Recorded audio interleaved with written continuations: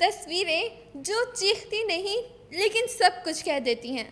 ایک ایسی زبان جو آپ روز استعمال کرتے ہیں لیکن شاید آپ کو یہ علم نہ ہو کہ اس زبان کی تاریخ آپ کے وہم و گمان سے بھی زیادہ پرانی ہے.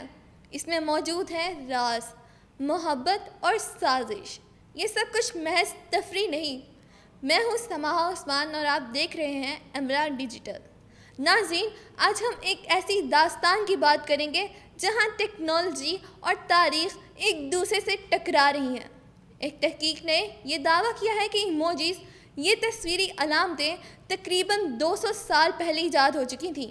سن 1800 کی دہائی برطانیہ کی وکٹورین درباروں میں عورتیں اور نوجوان خفیہ محبت نامے لکھا کرتے تھے، لیکن یہ عام لفظوں میں نہیں. یہ خط تصویری علامتوں سے بھرے ہوتے تھے. ایک پنکھ، ایک آنکھ، ایک پھول یا شاید ایک جلتا ہوا شمع.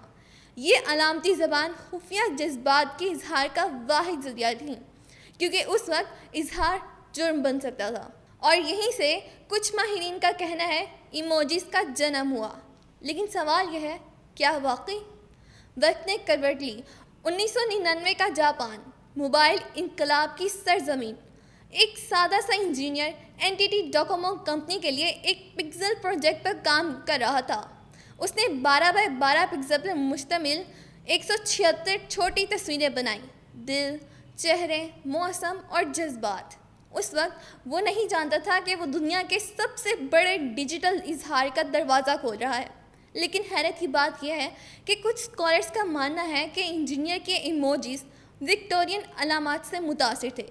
کیا یہ محض اتفاق ہے یا پرانی زبان کا ڈیجیٹل جنم؟ پھر آیا 2010 جب گوگل، ایپل اور دیگر ٹیک کمپنیوں نے ایموجیز کو باقاعدہ یونیورسل زبان بنانے کی ٹھانی. یونیکوڈ کنسورشیم کے ذریعے ایموجیز کو عالمی معیار دیا گیا. اب آپ چاہے ٹوکیو میں ہو یا لاہور، آپ کا اسمائلنگ ایموجی سب کو ایک ہی مطلب دے گا، خالص ہنسی. لیکن کیا کبھی آپ نے سوچا ہے کیوں ہر اپڈیٹ کے ساتھ نئے ایموجیز آتے ہیں؟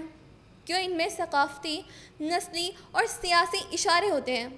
کیا یہ اظہار کا ذریعہ ہے یا سوچ کو کنٹرول کرنے کا ہتھیار؟ دلچسپ بات یہ ہے کہ آج یونیکوڈ کے ڈیٹا بیس میں 3600 سے زیادہ ایموجی شامل ہیں، جن میں مختلف جلد کے رنگ، صنفی شناختیں اور ثقافتی علامات تک شامل کی گئی ہیں.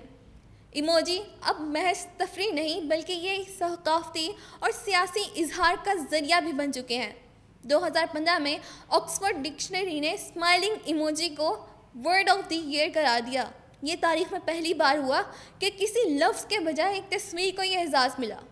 سیاسی مہمات میں ایموجیز کا استعمال عام ہے، حتیٰ کہ اقوام متحدہ اور یونیسیف جیسی تنظیمیں بھی ایموجیز کو کمیونیکیشن کے لیے استعمال کرتی ہیں. کیا ایموجیز صرف ٹیکنالوجی کا نتیجہ ہے یا یہ صدیوں پرانی انسانی ضرورت کا جدید روپ ہے؟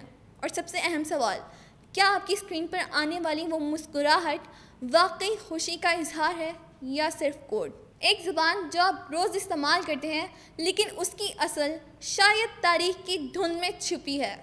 کیا یہ محض مواصلات کا ذریعہ ہے؟ فیصلہ آپ پر چھوڑتے ہیں. تو یہ تھا ایک ایسی زبان کا سفر جو لفظوں کے بغیر بولتی ہے. ایموجی جو محض تصویریں نہیں بلکہ شاید ایک ثقافت، ایک تاریخ، ایک خاموش انقلاب ہیں. ہم نے آج صرف اس کی سطح کو چھوا ہے، لیکن شاید اصل راز ابھی بھی اسکرین کے پیچھے کہیں چھپا ہے. مجھے سماحہ عثمان کو دیجیے اجازت. اللہ حافظ.